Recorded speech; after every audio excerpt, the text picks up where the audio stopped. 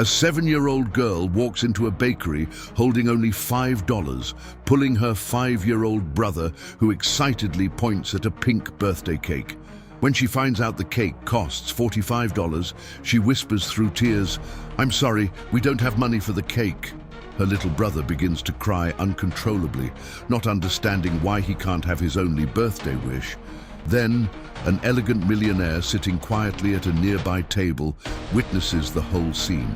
What he does next will change the lives of these 2 orphan children forever.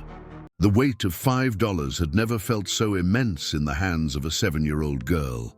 The bills, crumpled and damp with Lily's nervous sweat, represented more than simple cash.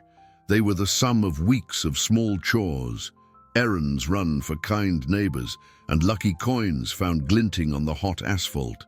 They were the only flicker of hope she possessed to make her little brother, Leo, realize his dream for his 5th birthday, which was the next day.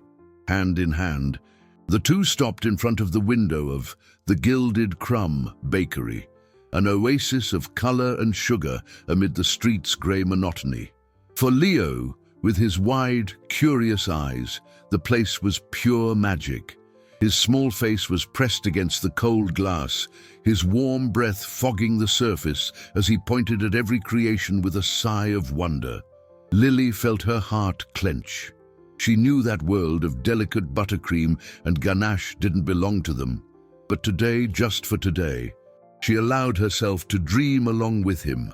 "Let's go in, Leo," she whispered, her voice firmer than she felt inside.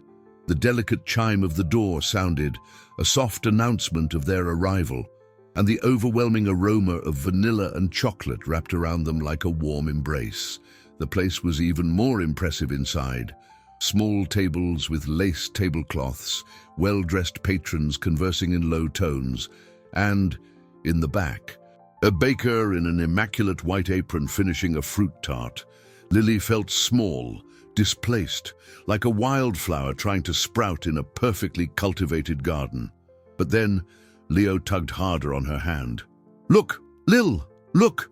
he exclaimed, running on his tiptoes toward the main display case.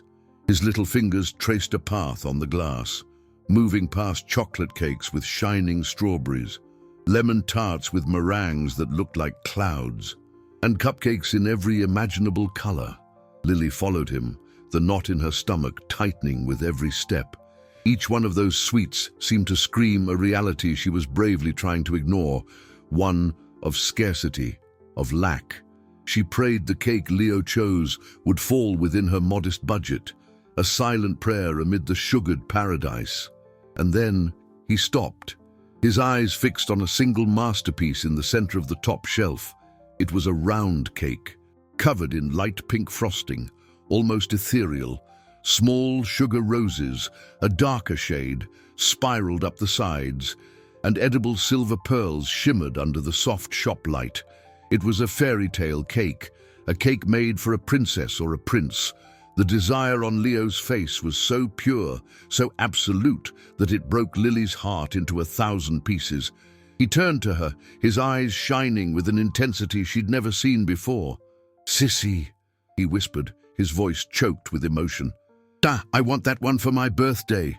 Lily swallowed hard, gathered all the courage she had, and approached the counter.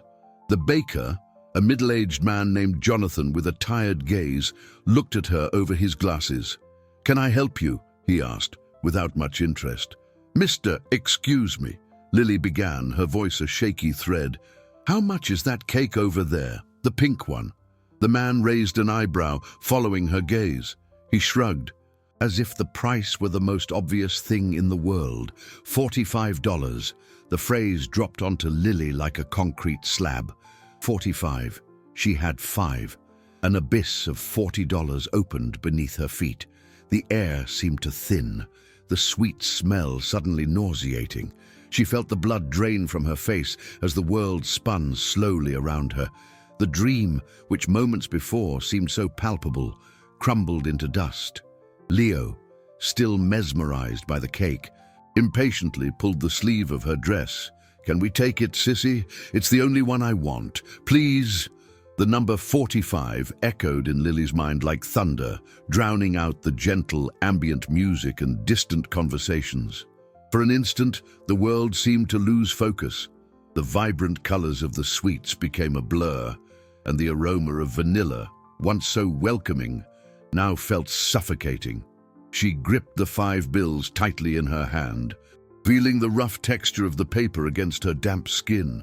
They were so insufficient, so powerless before the shimmering pink dream in the display case. Her eyes moved from the cake to Leo's hopeful face, and that sight brought her back to reality. He didn't understand numbers, limits, or lack. To him, the world was still a place where wishes could materialize merely by wanting them strongly enough. How could she explain that magic had a price they couldn't afford? "Leo, honey," she started, her voice coming out weak and broken. "That cake is too big for just us two. How about one of those cupcakes over there? They have colorful sprinkles." She pointed to a row of decorated little cakes, each a miniature of joy and far more likely to fit her budget. But Leo didn't even look. His eyes were fixed, magnetized by the pink cake. He shook his head, a pout forming on his lips. "No, sissy, I only want the pink cake. It's my dream cake." The word dreams hit Lily with the force of a punch. She, at 7 years old, already understood that dreams were luxury items. Jonathan cleared his throat, impatient. "Well, girl, are you buying it or not? I'm busy." His voice was sharp, devoid of any sympathy. He looked at her as if she were an annoying insect, a smudge in the immaculate setting of his shop. At that moment, a well-heeled woman with a string of pearls and expensive perfume approached the counter. Without even glancing at the children, she ordered a large box of assorted macarons and a walnut tart. Paying with $100 bill and waving away the change with a dismissive gesture. "It's for a little celebration of my husband's fantastic quarterly results," she told the baker, who smiled subserviently. Lily watched the transaction with a tight heart. That woman spent in minutes more than Lily had seen in months, and for a trivial reason. The contrast was cruel, a painful lesson about the different realities coexisting in the same city. Jonathan turned his attention back to her, the mask of sympathy instantly vanishing. "Look, kid, either you buy something or you move. You're holding up customers who actually have money to spend." The humiliation burned on Lily's face. She felt the eyes of other customers on them, looks of curiosity that quickly turned into disapproval. She should leave, drag Leo away from that place and its impossible dream. But then she saw a solitary tear trace a path down her brother's cheek. That tear changed everything. Shame gave way to a fierce determination, a courage born of desperation. She could not fail him, not today. Raising her chin, she stepped forward, her eyes fixed on the baker. "Mister, wait," she said, her voice surprisingly steady. "I don't have all the money right now, but I can work. I know how to clean. I can wash the floor, wipe the windows, anything. I'll work until I pay for the cake. Please." Her offer hung in the sugar-laden air, an act of pure faith against a mountain of indifference. Jonathan stared at her, his mouth twisting into a scornful smile, and Lily knew, with a cold dread, that her last hope was about to be crushed. The baker's scornful smile was crueler than any word. He let out a low laugh, a dry, unpleasant sound that cut through the sweet air of the shop. "Work," he repeated, as if Lily had told the most absurd joke in the world. A child. "Listen here, girl, this is a serious business. A fine pastry shop, not a charity center. I don't need your work." He gestured disdainfully toward the immaculate shop. "Do you think I'd let someone like you touch anything in here? You'd only mess up the ambiance." The phrase, "someone like you," hit Lily with an invisible force, making her step back. It was a phrase she'd heard before, always spoken with the same tone of contempt, creating an invisible wall between her and the rest of the world. The woman with the pearls, still waiting for her box of macarons to be elegantly tied with a satin ribbon, turned and looked at Lily and Leo with obvious distaste. The nerve. she murmured to the baker. Loud enough for everyone to hear. Allowing street kids to come in and bother the clientele, it reflects poorly on the establishment's reputation. Another customer, a man in a suit reading a financial paper at one of the tables, lowered the pages and frowned. "He's right," the man said, his voice deep and authoritative. "If they can't afford to buy, they shouldn't be here. Simple as that. Call security and handle this." The air grew heavy with hostility. Lily felt dozens of eyes on her, judging her, condemning her for her crime of being poor and daring to dream. Her cheeks burned with shame, and she instinctively pulled Leo closer, trying to shield him with her small body from the cutting stares. But it was too late. Leo, who until then had only been focused on the cake, finally sensed the change in the atmosphere. He saw the harsh expression on the baker's face, heard the angry words of the other adults, and, worst of all, saw the distress on his sister's face. The confusion in his childish eyes gave way to fear. "Sissy, why are they mad?" he asked, his voice trembling. "Isn't the man giving me my cake?" The crying started low, a contained sob that quickly turned into a heart-wrenching wail. The tears he had been holding back now streamed freely down his face, tracing clean paths through a day's worth of playtime dirt. "I want the pink cake! It's my birthday! I want my cake!" His cries echoed through the quiet bakery, shattering the refined atmosphere. Jonathan flushed with anger. "That's enough! Get this noisy child out of here right now!" he ordered, pointing toward the door. "Or I'll remove you myself!" Lily's world collapsed. The humiliation, the stranger's anger, the frustration, nothing hurt as much as the sound of her brother's crying, a cry she had caused by giving him false hope. She knelt on the cold floor of the bakery, ignoring the looks of disapproval, and hugged Leo with all her might. She rocked him, feeling his small shoulders tremble against her chest. And then, with a broken heart, she whispered the most painful truth of all, the words she had fought so hard not to say. "I'm sorry, my love. I'm so sorry," she said, her own tears mixing with his. "We don't have the money for the cake." Lily's words, a tear-soaked whisper of defeat, seemed to seal their fate on that cold, polished floor. She hugged Leo tighter, closing her eyes, wishing she could disappear. His crying was a physical sound, a pain that vibrated through her, and every sob was an accusation of her inability to protect him from the harshness of the world. Jonathan, satisfied at having won the small battle, signaled to a taller, broad-shouldered man emerging from an office in the back. It was the manager, and his face held not the impatient irritation of the baker, but something far worse, a calculated coldness, the indifference of someone who deals with insignificant problems every day. "What's the trouble, Jonathan?" the manager asked, his voice low and controlled. "These two," the baker replied, pointing. "They're causing a scene and disturbing the clientele. They don't have money and won't leave." The manager didn't even look at Lily. His gaze swept the store, noting the customers who were watching the scene with discomfort. His priority was clear: restore order and the atmosphere of exclusivity. "Then, remove them," he said, with the same naturalness as someone asking to clear a table. "Call security if you need to."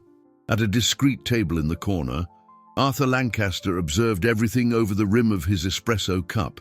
He had been there for 20 minutes, waiting for a business partner to discuss a new crypto investment, a transaction that could increase his already vast wealth by several $1 million. Initially, the scene at the counter was just background noise, the kind of small urban drama he had learned to ignore. He lived in a world of numbers, market strategies, of stocks rising and falling on the exchange. Poverty was an abstract concept, a statistic in a report he occasionally read. But something in that girl's voice, in her desperate offer to work, caught his attention. And the little boys crying, a sound of pure desolation over something as simple as a birthday cake, pierced the armor of indifference he had built around himself over the years. He looked at the gold watch on his wrist. an object worth more than those children would see in a lifetime. Suddenly, the metal felt heavy, cold, almost vulgar. A distant, dusty memory surfaced uninvited. The image of his own mother, years ago, splitting a single sweet roll between him and his sister, pretending not to be hungry so they could eat a little more.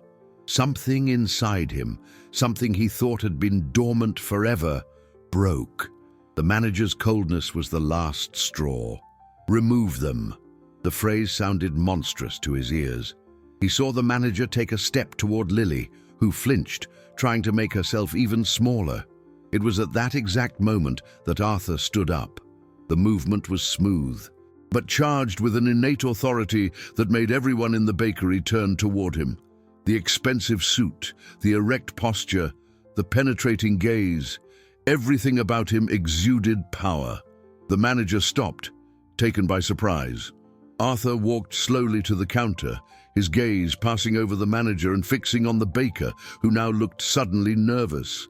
"That won't be necessary," Arthur said, his voice calm, but with a timbre of steel that brooked no argument. He pulled his wallet from the inside pocket of his jacket, a simple gesture that silenced the entire shop. Ignoring the wide-eyed stares, he turned slightly and his gaze met Lily's, who was staring up at him from the floor, her eyes red and swollen from crying. "I'll take the cake," he told the baker, without taking his eyes off the girl, "the pink one, and please wrap it for presentation." A heavy silence fell over the gilded crumb.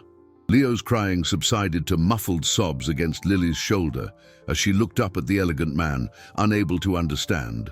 Her small, overwhelmed mind couldn't process the sudden shift in the room's dynamic.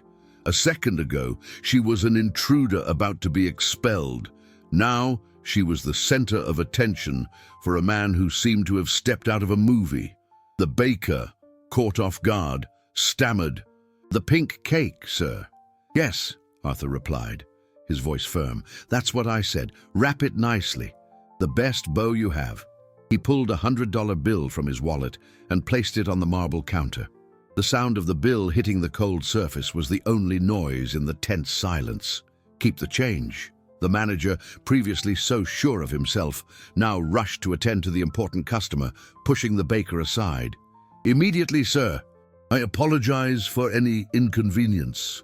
He shot a scathing look at Lily, as if blaming her for the embarrassing situation.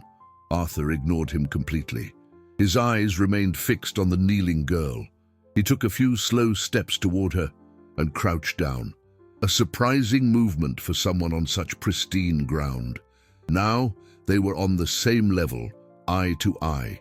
Up close, he could see the dust on her cheeks, the faded patch on the knee of her dress, and, above all, the mixture of fear, confusion, and a spark of defiant pride in her eyes. "I think this cake belongs to someone having a birthday," he said softly, his voice stripped of its former harshness. Leo raised his head, his face streaked with tears and dirt. His eyes widened when he saw the man so close, and he hid a little further behind Lily. Lily, for her part, couldn't speak. She just nodded, an almost imperceptible movement. She didn't trust strangers, especially rich men. Life had already taught her that kindness often came with a hidden price. "It's his birthday," she finally managed to whisper, her voice hoarse. "He'll be 5 tomorrow. 5 is a very important age," Arthur said, a slight smile touching his lips. "It deserves the most special cake of all, and I think he chose very well."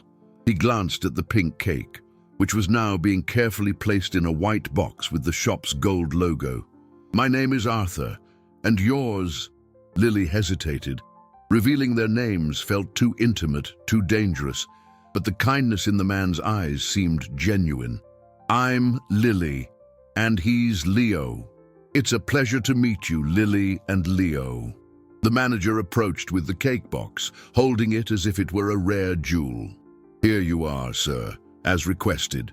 Arthur stood up and took the box. Instead of handing it to Lily, he turned to Leo. "Happy birthday, champ," he said, extending the box to the boy.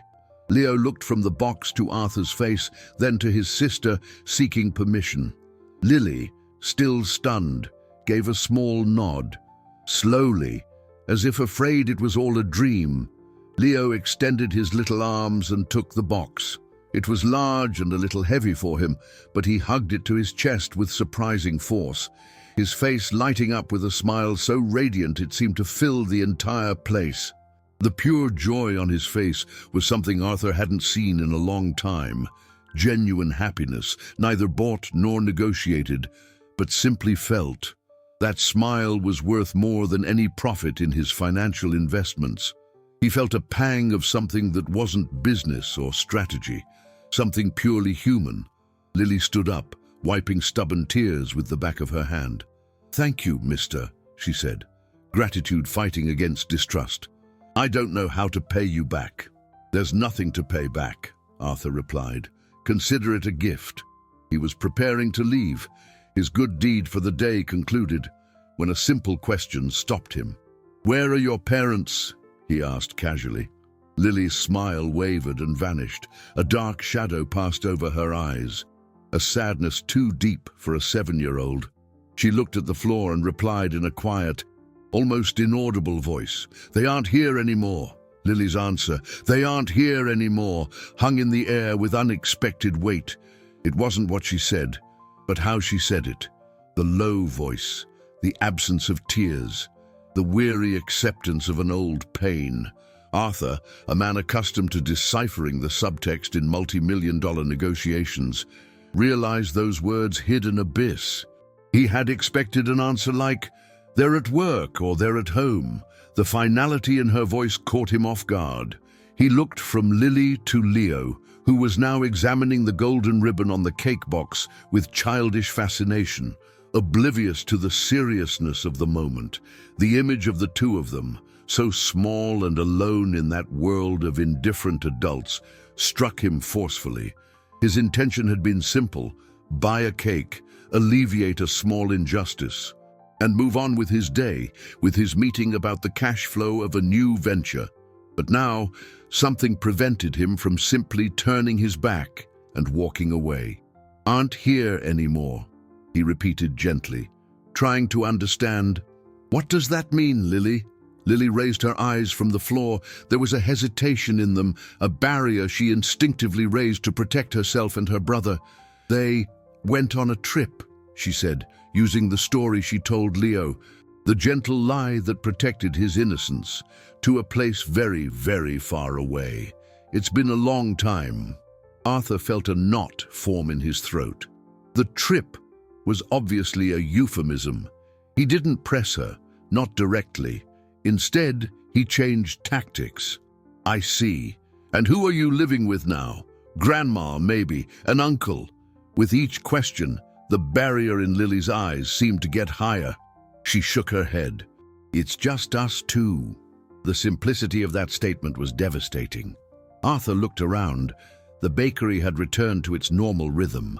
The customers who had previously looked at them with disdain now looked at him with respectful curiosity. The millionaire making a gesture of charity. The manager smiled subserviently, ready to attend to any other whim. No one seemed to care that 2 children were, apparently, alone in the world. The superficiality of it all sickened him. He realized the problem wasn't just a $45 cake. The problem was much larger, deeper, and darker. "Where do you live, Lily?" he asked, his voice even softer, trying not to frighten her. "Is it close by?" Lily squeezed her free hand, the protective instinct screaming inside her. Giving her address to a stranger was one of the first things she had learned never to do. But this man, he had bought Leo the cake. He had crouched down to talk to them. He didn't seem to want to hurt them. "It's not far," she replied, evasively. The indecision on her face was clear. Arthur realized he was reaching a limit. Pressing further might scare her and make her flee. He needed time. He needed a way to earn her trust. "All right," he said, backing off slightly. "But that box is heavy for Leo. And you have $5, right?" He glanced at her hand, where the bills were still tightly grasped. "How about we use that money to grab a taxi? I'll ride with you to the door, just to make sure you get there safely with the cake." The offer was logical, almost paternal. For Lily, who always walked miles to save every penny, the idea of riding in a taxi was an unimaginable luxury. The temptation to accept to have help carrying the cake and get home without exhaustion was immense, but distrust still fought within her. Before she could answer, Arthur's phone rang, a discreet and expensive tone. He looked at the caller ID. It was Isabel, his fiancée. At the same time, his partner, Mark, the man he was supposed to meet, entered the bakery. Looking around impatiently, Arthur Lancaster's life, with its commitments and expectations, was calling him back. He felt split, pulled between two worlds, his of wealth and obligations, and theirs of abandonment and survival. He knew he needed to make a decision, and fast. Ignore the call of his world and dive into theirs, or retreat and let destiny take its course. He looked at Lily, awaiting her reply, and saw the hesitation transform into a silent decision. She took a step back, pulling Leo along. "No need, mister, we can carry it. Thank you again." With that, she turned and, holding Leo's hand tightly, began walking toward the door, ready to vanish back into the street, taking the pink cake and all their secrets with them. The buzzing of the phone in Arthur Lancaster's hand seemed to come from another universe. Isabel's name flashed on the screen, a demand for attention from the world she belonged to, a world of gala dinners, discussions about fund profitability, and managing a fortune that spanned continents. Across the bakery, his partner, Mark, watched him with a look of increasing irritation. Tapping his fingers on a leather briefcase that certainly contained business proposals worth millions. For a paralyzing second, Arthur was suspended between these two realities. He could answer the phone, apologize to Mark, close the deal, and forget the two children as a brief, odd detour in his perfectly scheduled day. It would be the logical, sensible thing to do, but in seeing Lily's small, straight back moving away, carrying the invisible burden of a lifetime on her 7-year-old shoulders, he felt that logic had no place here. Lily pushed the heavy glass door, holding it open for Leo to pass. The boy, his face still streaked with dried tears but now radiant, hugged the cake box as if it were the greatest treasure in the world. They stepped out of the climate-controlled sanctuary of the bakery and were swallowed by the chaos of the city sidewalk, the noise of traffic, the hurried flow of people, the hot, polluted air. Arthur took a step toward the door, ignoring Mark's call. And that's when it all happened, in one cruel and inevitable fraction of a second. A hurried man, talking on his cell phone, bumped into Leo without even noticing. The impact was light, but enough to unbalance the boy, who was already struggling to hold the large box. The white box tilted dangerously in his arms. Leo let out a small yelp of panic, trying to recover it, but his fingers were too small. The box slipped and fell. There was no loud crash, just a dull, hollow thud against the grey concrete of the sidewalk, a sound of silent disaster. For an instant, no one moved. The box lay there, sideways, one flap opening to reveal a smear of crushed pink frosting against the cardboard. Lily froze, her entire body rigid, her eyes fixed on the fallen box, and all the color drained from her face. That thud wasn't just the fall of a cake. It was the sound of her hope, one with so much humiliation, being pulverized on the dirty ground. Leo looked at the box, then at his empty hand, and his face crumbled. The scream that tore from his throat was no longer one of tantrum or frustration, as it had been inside the shop. It was a lament of pure, absolute, uncontrollable pain, a sound that seemed to rip through the air and silence all the street noise. It was this sound that finally propelled Arthur into action. Hesitation evaporated, replaced by a cutting clarity. He burst through the door like a flash, completely ignoring his partner who was now calling his name. He didn't stop to look at the man who had bumped into Leo, who had already vanished into the crowd. His focus was entirely on the two helpless figures on the sidewalk. He knelt down on the rough concrete. The expensive fabric of his trousers getting soiled without him caring. The cake was ruined, a shapeless mass of pink and white, but Arthur barely glanced at it. He looked at Lily, who stood paralyzed, catatonic, tears silently streaming down her face, as if she no longer had the strength to sob. Her gaze was empty, defeated. In that moment, he understood that buying another cake wouldn't solve anything. The problem was the hard ground, the indifferent crowd, the fragility of their joy. He needed to fix the world that allowed a child's happiness to be so easily crushed. He leaned closer and, with a voice full of a conviction he didn't know he possessed, spoke directly to the girl with the empty eyes. "This won't happen again," he said, his voice low but resonating with promise. "Not while I'm here. You're coming with me now." Arthur's words cut through the fog of despair surrounding Lily. "You're coming with me now." It wasn't a question, but a statement of fact, spoken with a calm authority that left no room for argument. Lily slowly raised her head, her eyes meeting his. There was something different in the man's gaze now. The polished kindness from before had transformed into an unwavering, almost fierce determination. Leo continued to cry, a heartbroken sound that drew curious glances from passing pedestrians. Arthur ignored them.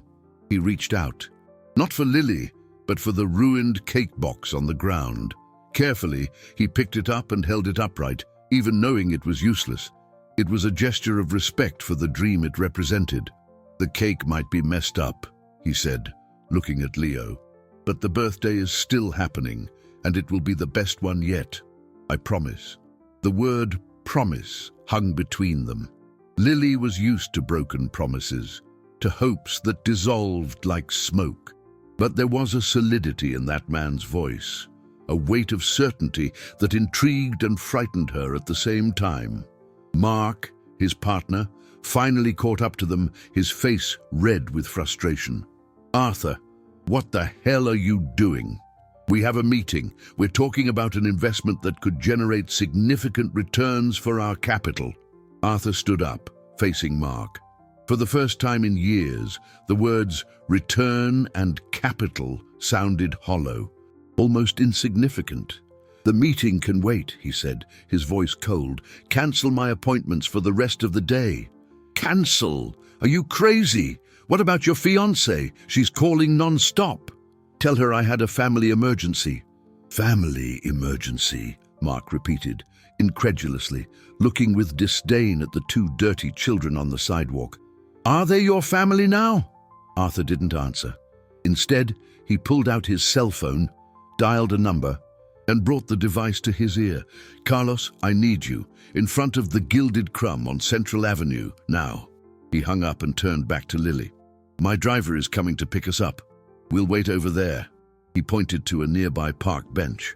Lily didn't move.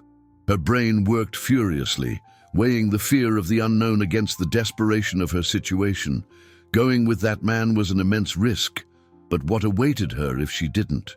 Returning to the small back room of an abandoned building, with a smashed cake and her brother's broken heart, that image gave her the answer. With a deep breath, she took Leo's hand, who was still quietly sobbing. "Come on, Leo, let's sit down for a bit."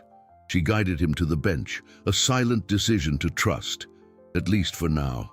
Mark watched the scene, dumbfounded. "This is unbelievable, Arthur. You're throwing away a deal because of runaways. Do you know what your family will say? What your father would say about risking the fortune he built for a whim?" His father's name hit a nerve. Arthur turned to Mark, his gaze hardened. "My father taught me to recognize a good investment, and right now, I can't think of a better investment than this." He gestured subtly toward the children. Before Mark could retort, a luxurious black sedan pulled silently up to the curb. A man in a uniform stepped out and opened the rear door. It was Carlos, Arthur's driver and trusted man for over a decade. Arthur guided Lily and Leo to the car. The children stopped, marveling at the soft leather interior and the smell of a new car. They had never been in anything so grand. "Get in," Arthur said, with an encouraging smile. Lily hesitated for one final second, then helped Leo climb in. As she entered, Arthur handed the damaged cake box to Carlos. "Take this, please." Then he got in and closed the door, the muffled sound sealing the noisy world of the street outside. Inside, it was silent and calm. Leo stopped crying, distracted by the novelty. He ran his little fingers over the smooth leather of the seat, his eyes wide. Arthur watched the two of them, a strange, protective feeling growing in his chest. He didn't know exactly what he was doing or where this decision would lead him. He only knew that. For the first time in a long time, he was doing something that truly mattered. He picked up the intercom. "Carlos, take us home." The drive to Arthur's house was a plunge into a parallel universe. For Lily and Leo, accustomed to noisy streets and crowded buses, the silent, luxurious interior of the car was like a spaceship. Leo, now fully recovered from his crying, pressed his face against the tinted glass, watching the city blur by in colors and lights, as if he were watching a movie. Lily, however, remained tense, perched on the edge of the soft seat, her small hands clenched into fists in her lap. She watched Arthur sideways, trying to decipher the man beside her. He didn't ask questions, didn't try to force a conversation. He just looked out the window, lost in his own thoughts, giving her the space she needed. The car left the bustling neighborhoods behind and entered an area of tree-lined streets and imposing mansions, hidden behind high stone walls and wrought-iron gates. Finally, the vehicle slowed and stopped before a monumental gate that silently opened to receive them. They drove along a path of white gravel, flanked by a garden so perfectly manicured it seemed unreal.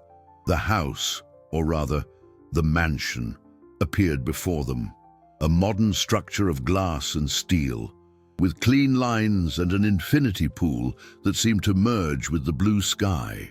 Carlos stopped the car under an elegant portico. A middle-aged woman, in an immaculate grey uniform and with a gentle smile, was already waiting for them at the door. "Mr. Lancaster, welcome. Your fiancée has called several times. She seems quite concerned." "Thank you, Helen. Tell her I'll return the call later. Please prepare the second-floor guest suite, the one with 2 pull-out beds. And ask the kitchen to prepare something for the children to eat. Something simple, sandwiches, perhaps, and a glass of milk." Helen looked at Lily and Leo with surprise, but her professional expression didn't waver. "Immediately, sir." Arthur got out of the car and opened the door for the children. "Come on, guys. Welcome to my house." Lily and Leo emerged hesitantly, their eyes wide with astonishment at the magnitude of the place. The entrance hall was vast, with a double-height ceiling and a floating staircase leading upstairs. An entire wall was glass, offering a panoramic view of the city in the distance. Everything was white, grey, and gleaming, so clean that Lily felt acutely conscious of the dust on her old shoes. Arthur guided them through the living room, a huge space with white sofas, a plush rug, and abstract artwork on the walls. He seemed oblivious to how out of place they felt there. "Helen will show you to your room. You can take a shower if you'd like, and after, we'll solve the cake problem." He crouched down in front of Leo, who was looking at everything with his mouth slightly open. "We're still going to have a birthday party, champ. We just need a new plan." While Helen led them upstairs, Arthur went to his office, a room with glass walls overlooking the garden. He sat in his leather chair and looked out at the horizon. The silence of the house was deep, but his mind was a whirlwind. He picked up the phone to call Isabel and explain, but stopped. What would he say? That he abandoned a deal and ignored her because he found 2 street children? She, with her constant concern for appearances and the family's social standing, would never understand. His family, in fact, would be a problem. His father, before passing away, had transformed a small business into an empire, and now his mother and siblings viewed the preservation of the fortune and reputation as their most sacred mission. Helping people of that sort was seen as a weakness, an unnecessary exposure that could stain the Lancaster name. They would press him to get rid of the children as quickly as possible, perhaps with a generous check to some institution, cleansing his conscience and the family's image. The idea filled him with sudden disgust. He was tired of living up to their expectations, of measuring every action by its impact on business or the stock market. A soft noise drew him out of his thoughts. Lily stood in the doorway of his office, now wearing a white bathrobe that was too big for her. Her wet hair stuck to her forehead. She looked even smaller and more vulnerable in the immense environment. "Mister," she began, her voice shy, "Helen gave us clothes to wear after our shower. And Leo is eating a sandwich. He says it's the best sandwich in the world." "I'm glad to hear that," Arthur said with a smile, "but Leo is worried about the cake. He thinks he won't have a birthday anymore." Arthur looked at her, seeing the responsibility in her small eyes. She wasn't there to ask for anything for herself, but to intercede for her brother. "Lily, come here." He motioned to the chair across from his desk.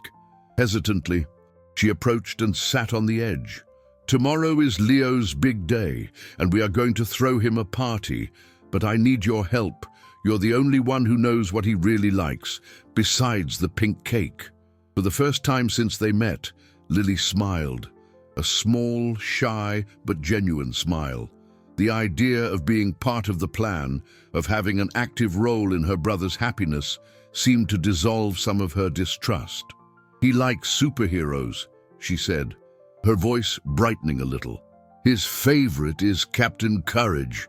Arthur picked up a pen and a notepad. "Captain Courage," noted. "What else?" And for the first time, in that office where multi-million-dollar decisions were made, the conversation was about the most important things in the world: superheroes, blue balloons, and the search for a new, perfect birthday cake. But while they planned, neither of them knew that. Miles away, the bakery manager, irritated by the public humiliation, was making a call to child services, describing 2 abandoned and neglected children who were causing trouble in his establishment. The next day dawned with a golden light that flooded the guest room, making Leo's eyes open with contagious excitement. "It's today, Lily! It's today! It's my birthday!" he shouted, jumping on the soft pull-out bed, a luxury he never imagined existed. Lily, who had slept little, her mind reeling with the reality of their situation, smiled at her brother's pure joy. For one morning, in that spacious, silent room, she allowed herself to forget the hard streets and the constant uncertainty. Arthur had been awake for hours. Planning Leo's birthday party became his sole focus, a mission he embraced with the same intensity he dedicated to his businesses. He ignored the dozens of missed messages and calls from his fiancée and partners. Instead of analyzing stock market charts, he was researching online the best places to buy Captain Courage balloons and decorations. When Lily and Leo came downstairs, they found the dining room table, normally used for formal business dinners, covered with a vibrant blue cloth. There were pancakes with syrup, fresh fruit cut into star shapes, and a small cupcake with a single lit candle in the center. Leo's eyes shone as if he were looking at the greatest fortune. "A birthday breakfast?" he exclaimed, marveling. Arthur smiled. "Every birthday boy deserves a special breakfast." While Leo eagerly attacked the pancakes, Arthur turned back to Lily. "The new cake will arrive this afternoon, but first we have a mission. We need to find a Captain Courage costume for the birthday boy." The idea of going to a toy store left Leo ecstatic. The morning passed like a dream. Arthur took them to a huge store, a paradise of colorful aisles and shelves filled with every imaginable toy. For the first time, Lily saw Leo run freely, without worrying about asking prices or being scolded. Arthur said he could choose whatever he wanted. Leo, overwhelmed by so many options, ended up choosing a full Captain Courage costume and an articulated action figure of the hero, Lily, for her part, didn't ask for anything, content to merely observe her brother's happiness. Arthur, noticing this, guided her to a book section and encouraged her to choose one. She picked a hardcover book with beautiful illustrations about stars and planets, something that had always fascinated her. While they were at the store, Arthur's cell phone rang. It was Helen, the housekeeper. Her voice was strained. "Mr. Lancaster, I apologize for interrupting, but there are two people here. They say they are from Child Services. They're asking about the children." Arthur's blood ran cold. The reality, which he had managed to keep at a distance for a few hours, returned with full force. He knew this was a possibility, but he hadn't expected it so soon. The bakery manager, probably. The anonymous complaint was the weapon of cowards. "Calm down, Helen. Don't let them into the house yet. Tell them I'm on my way and that they must wait for me outside the gate. And under no circumstances. Let them see the children." He turned to Lily and Leo, forcing a smile to keep them from getting alarmed. "Change of plans, guys. The party's going to start a little early at home." On the way back, the atmosphere in the car was different. Arthur was visibly tense, making quick calls and speaking in a low voice with his lawyer. Lily, with her street-honed sensitivity, noticed the change. Fear, an old acquaintance, began to seep into her newfound joy. When they arrived, Arthur instructed Carlos to take them through the service entrance at the back of the mansion. "Helen will take you to the basement media room," he told Lily, crouching down to her level. "It's a fun place, with a huge screen. Stay there and play with Leo. Don't come out until I come get you, okay? It's very important." The serious tone in his voice left no room for doubt. Lily nodded, her heart pounding. She took Leo's hand and followed Helen through corridors she didn't know, descending a staircase to a part of the house that felt like a luxury bunker. The door closed behind them, leaving them in a world of velvet armchairs and dim lights. Outside, Arthur walked to the main gate. Two social workers, a severe-looking woman named Ms. Albright and a younger man, were waiting for him. "Mr. Lancaster, I'm Ms. Albright, from the Department of Children and Families. We received a complaint about two unaccompanied children who are allegedly under your care." "They are not unaccompanied. They are with me," Arthur replied, his voice controlled. "I'm afraid it's not that simple. There is no record of custody or kinship. We need to see the children and verify their living conditions. Where are they?" "They are my guests, and they will not be questioned without my attorney present." Miss Albright raised an eyebrow. "Mr. Lancaster, the law is clear. If you are harboring minors without documentation and without notifying authorities, you may be committing a crime. We need their full names and birth certificates to start." And there was the insurmountable obstacle. Arthur knew from his brief conversation with Lily that they probably had none of that. They were ghosts, invisible to the system. "They don't have those documents," he admitted. Ms. Albright's expression hardened. "In that case, the situation is even more serious. We will have to take them to a shelter until we can identify them and find any relatives. It is standard procedure." The word shelter sounded like a sentence. Arthur thought of Lily and Leo being taken to an unknown place, separated perhaps, lost in an impersonal and bureaucratic system. The image was unbearable. "That won't happen," he said, his voice low and dangerous. "They stay here." Ms. Albright looked at him with a mixture of pity and irritation. "Sir, your fortune does not place you above the law. If you don't cooperate, I will be forced to return with a court order and police support." The threat of a court order hung in the air, cold and inflexible like the iron gates that separated them. Arthur Lancaster, a man accustomed to bending the world to his will with checks and phone calls, found himself facing a force his money couldn't directly control: state bureaucracy. He knew Miss Albright was right. Legally, he had no claim over those children. His fortune, which could buy companies and influence markets, was useless against the lack of a simple birth certificate. "I understand the procedure," Arthur said, changing tactics, his mind working at high speed to find a way out. And I want to cooperate, but you can't simply snatch them away. They've been through too much already. The boy just turned 5. Our priority is the children's welfare, Mr. Lancaster, Mrs. Albright retorted, impassive. And their welfare, by law, is to be within the system, where we can ensure their safety and look for a permanent solution. A shelter is the first step. Give me some time, Arthur pleaded, his voice losing its command edge and gaining a tone of supplication that surprised him. 24 hours. My lawyer is already working on this. We will try to locate any documents, any relative. Tearing them out of here now will only traumatize them further. The social worker studied him for a long moment. Perhaps she saw the desperate sincerity in his eyes, or maybe the mention of lawyers made her hesitate. 24 hours, she conceded, reluctantly. We will be back tomorrow, at noon, and we expect to have full and unrestricted access to the children. If not, the situation will become much more complicated for you. With that, they turned and left, leaving Arthur alone with an impossible deadline.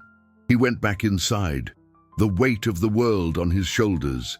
In the basement media room, Lily tried to distract Leo, but her own heart was racing with fear. She had heard raised voices outside before Helen locked them down there. She knew something was wrong.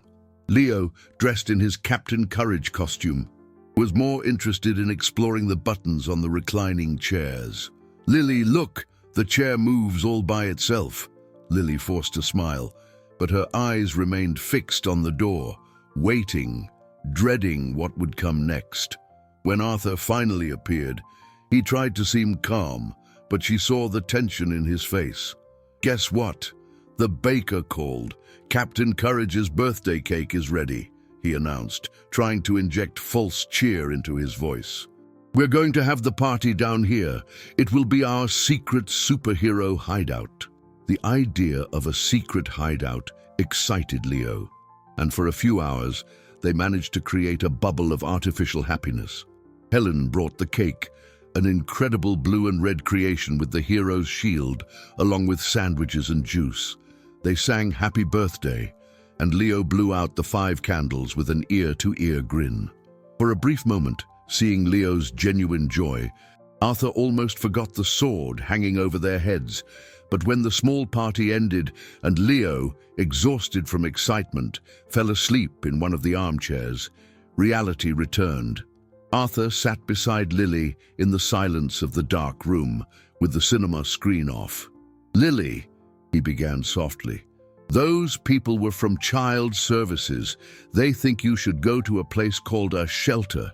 Lily stiffened. She had heard stories about shelters. Places where the children were many, the caregivers few, and siblings often separated. The idea terrified her. No, she whispered, her voice trembling. They can't take us. I take care of Leo. I always have. I know you do, Arthur said, his voice full of compassion. You are the bravest sister I've ever met. But they have rules, laws, and without documents, without a family name, they say we have no choice. He watched her, seeing the panic grow in her eyes, and in an act of desperation and trust, Lily decided to reveal the secret she guarded so carefully. We have a place, she said, her voice so low he could barely hear. It's our hideout. Before they went on their trip, our mother showed us. She said if something happened, if we got scared, we should go there. No one would ever find us. Arthur leaned closer. What place, Lily? Where is it? She hesitated. The loyalty to the promise made to her mother, fighting against the imminent fear of separation. But fear won. It's an old theater. The Grand Majestic Theater, downtown. It's been abandoned for years. We get in through a window in the back. Suddenly, a terrible and desperate idea began to form in Lily's mind. The shelter meant separation. That man, Arthur, was trying to help, but the law was stronger than him. There was only one way to keep her promise never to leave Leo. She needed to disappear, while Arthur, armed with this new information, began to trace a desperate legal plan with his lawyer on the phone. Lily made her own decision. Later that night, when the house was silent and dark, and Arthur, exhausted, finally fell asleep in his office over a pile of papers, Lily got up. She gently woke Leo. "Come on, little brother. We have to go on a night adventure." Taking only their old coats and the Captain Courage action figure and leaving behind the books, clean clothes, and the safety of that house, Lily silently opened a window in the ground floor kitchen. Hand in hand, the two siblings slipped into the darkness of the garden and, like two small ghosts, vanished into the night. Arthur woke with a stiff neck and the cold light of dawn invading his office. He had fallen asleep over the legal codes and strategies his lawyer had emailed him, a battle of paperwork against an impersonal system. For a moment, the silent house comforted him, but then a cold premonition ran through him, a sharp intuition he usually reserved for high-stakes business. Something was wrong. He raced up the stairs, his heart pounding against his ribs. The guest suite was empty. The beds were made.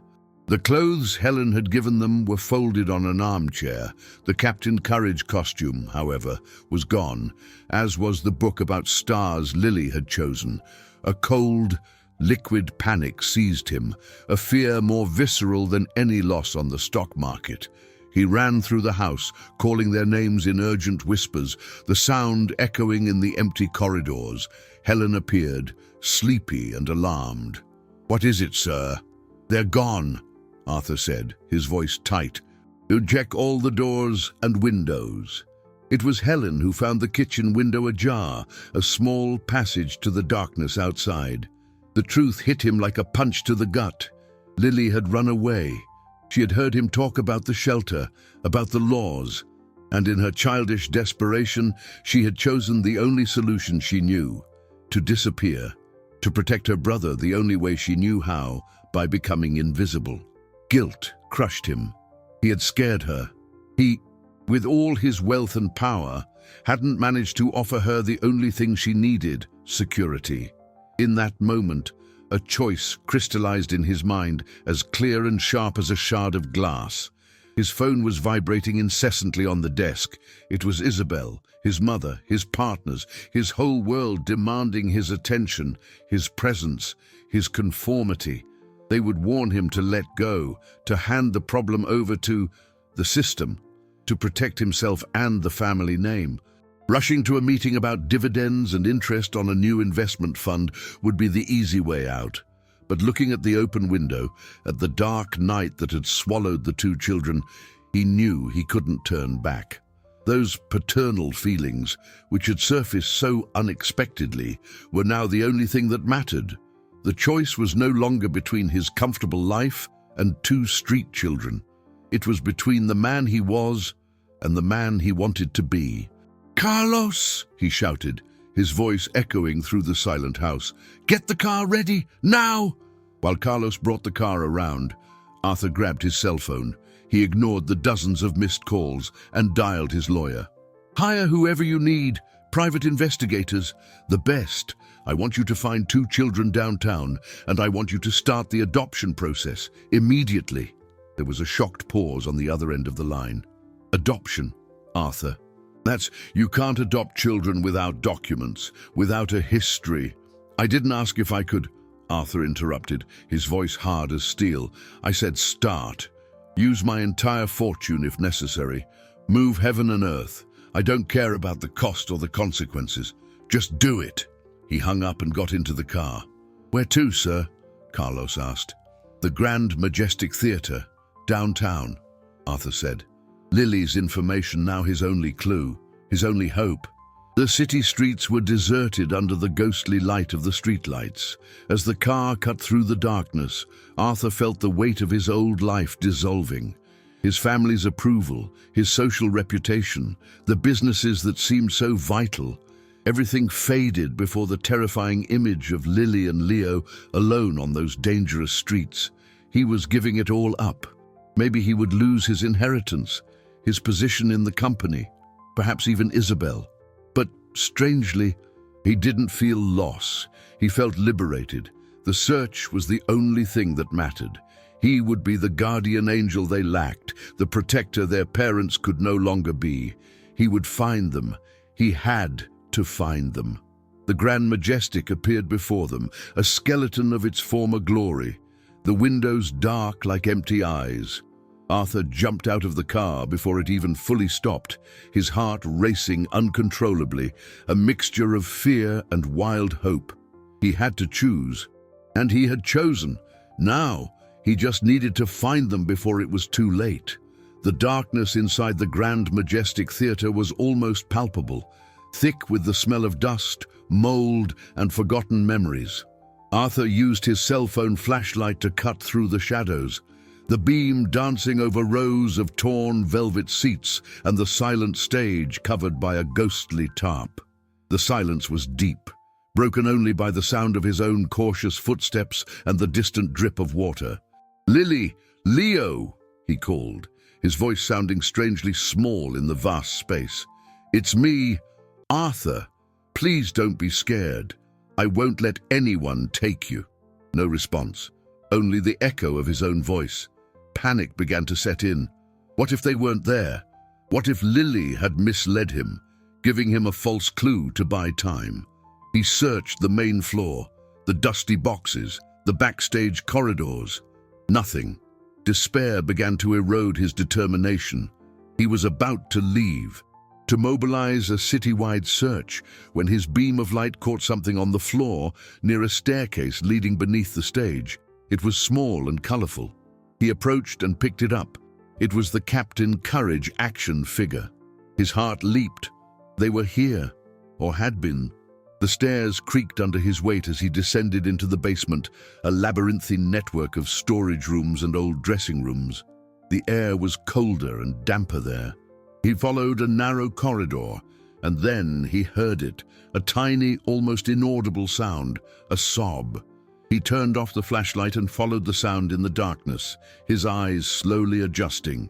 In a small dressing room, whose mirror was broken into 1,000 pieces, he saw them. They were huddled in a corner, embracing under an old coat that served as a blanket. Leo was asleep, his face tranquil, but Lily was awake, her enormous, frightened eyes shining in the gloom. When she saw him, she shrunk back even further, pulling the coat over Leo's head, a small animal protecting its young. Arthur didn't approach. He stopped at the doorway and sat on the floor, crossing his legs, reducing his height, his threat. He waited in silence for a long moment, letting her get used to his presence. "I'm not mad, Lily," he said finally, his voice a whisper. "I was just really scared something might happen to you." She didn't respond, but he saw the tension in her shoulders ease slightly. "Your mother chose a good hideout," he continued. "It's safe, but it's not a home. You deserve a real home, with warm beds, food in the fridge, and no more fear." Tears began to stream silently down Lily's face. "They're going to separate us," she whispered, her voice broken. "I heard. They'll take Leo to one place and me to another." "No," Arthur said, with a conviction that came from the depths of his soul. "That won't happen. I made you a promise, remember? I said Leo's birthday would be the best one yet, and that nothing bad would happen while I was here. I don't break my promises." Gaining her trust was the first and most important victory. He sat there on the cold floor, talking softly to her for almost an hour, explaining his plan, not as an adult talking to a child, but as one partner talking to another. He talked about adoption, about how he wanted to be their father if they would accept him. He talked about how his family would likely disown him, taking most of his inheritance and business position, but that it didn't matter because he had already found his true fortune. Slowly, painfully, Lily began to believe him. The second victory came in the following weeks. It was a brutal, bureaucratic war. Arthur used his influence and what remained of his liquid assets to hire the best lawyers and investigators. They faced a cold and indifferent system. The Lancaster family, as predicted, reacted with fury. There were threats, emotional blackmail, and finally, The inevitable formal letter informing him that he had been removed from the company board and that his inheritance would be redirected to his siblings. He read the letter and tossed it in the trash without even flinching. During that time, Lily and Leo stayed with him, first in a discreet hotel, then back at the mansion under a temporary custody order that cost a small fortune in legal fees. Arthur navigated the system, providing depositions, undergoing psychological evaluations, and opening his life to state scrutiny. With every form filled, every interview, he felt he was building, brick by brick, the legal foundation of the family he had already formed in his heart. The final victory arrived in a quiet, solemn courtroom almost 5 weeks after that day at the bakery. A weary-faced judge, after reading a mountain of documents and hearing the emotional testimony of the lawyers, struck the gavel. The adoption was granted. Their names would be Lily Lancaster and Leo Lancaster. Upon hearing the judge's words, Arthur looked at the 2 children sitting beside him. Leo was coloring in a book, oblivious to the magnitude of the moment. But Lily was looking at him, and in her eyes, for the first time, there was no fear, no distrust, just a deep, luminous peace. She reached out her small hand and held his. In that touch, the family became real. They left the courtroom hand in hand, 3 people united not by blood, but by choice, by promise, and by love born of adversity. 5 weeks after that fateful encounter, the Gilded Crumb Bakery was different. The air was still scented with sugar and vanilla, but now it was filled with a new sound, the genuine laughter of children. Once a month, Arthur Lancaster closed the shop for an hour and opened it to children from local shelters. Each one had the freedom to choose any cake they wanted without worrying about the price, a simple gesture that transformed the former stage of humiliation into a sanctuary of joy. Today was one of those days. Arthur observed the scene from a corner table, Leo in his lap, eagerly pointing to a chocolate cake with race cars on top. Leo, now officially Leo Lancaster, was a different child. The shadow of fear in his eyes had disappeared, replaced by bright confidence. He knew he was safe, that he was loved, and this certainty allowed him to be just what he was, a happy 5-year-old boy. Lily stood beside a smaller girl, helping her decide between a strawberry and a blueberry cupcake. At 7, she still carried a maturity beyond her years, but the crushing responsibility had been replaced by a protective calm. She no longer had to fight for survival. Now, she could afford to simply be a big sister. She discovered that accepting help wasn't a sign of weakness, but an act of strength, a way to better protect those she loved. The pink cake, once a symbol of unattainable desire and pain, now sat on a shelf of honor in their home, a perfect replica Arthur had commissioned. It was a constant reminder of how unexpected kindness can change a destiny. For Leo, who cried for a treat, the deepest lesson was that the family who chose him was worth more than any cake in the world. For Arthur, the transformation was the most profound. The man who lived to accumulate wealth, to manage a portfolio in dollars and euros, and track the rise and fall of stocks, discovered a different kind of net worth, one that couldn't be measured in bank statements. True wealth, he learned, lay in the courage to choose love over approval, human connection over social convention. His former partners barely spoke to him.